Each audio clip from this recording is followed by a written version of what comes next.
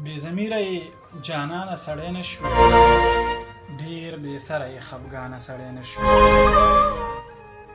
د یوې سپینې کوکۍ نه متاثر شوې، د یوې سپینې کوکۍ نه متاثر شوې، بې غیرته یې انسان سړی نه شوې.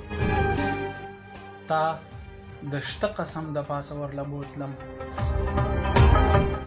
تا د شته قسم د پاسه ورله بوتلم، اوس راځه که نه ارمانه سړی نه شوې.